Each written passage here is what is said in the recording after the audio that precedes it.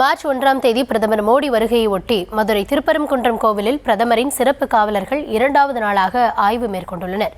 இது தொடர்பான விவரங்களோடு செய்தியாளர் நரேஸ்வரன் இணைந்திருக்கிறார். நரேஸ்வரன், விவரம். வணக்கம். பாரத பிரதமர் நரேந்திர மோடி அவர்கள் தமிழகத்தில் நடைபெற உள்ள 2026 சட்டமன்ற தேர்தலை முன்னிட்டு பல்வேறு அரசு மற்றும் தேர்தல் பரப்புரை நிகழ்ச்சியில் பங்கேற்க உள்ளார்.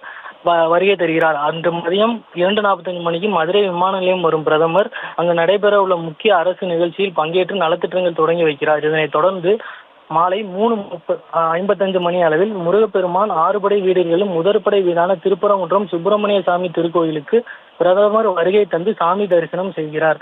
சுமார் 20 நிமிடங்கள் கருவறை முன்பாக அமர்ந்து அவர் சிறப்பு வழிபாடு செய்ய உள்ளதாக கோயில் வட்டாரங்கள் தெரிவிக்கின்றனர். பிரதமரின் வருகையை முன்னிட்டு திருப்பரங்குன்றம் கோயில் முழுவதும் தற்போது சிறப்பு பாதுகாப்பு குழுவின் முழுமையாக கட்டுப்பாடுகள் கொண்டுவரப்பட்டுள்ளது. இன்று 2வது நாளாக கோயிலில் உட்புறம் மற்றும் வெளிப்பிரகாரத்தில் பாதுகாப்பு அதிகாரிகள் தீவிர ஆய்வு மேற்கொண்டனர். கோவில் நிர்வாகிகளிடம் பாதுகாப்பு முன்னேற்பாடுகள் மற்றும் தரிசன நேரங்கள் குறித்து அதிகாரிகள் விரிவான ஆலோசனை நடத்தி வருகின்றனர்.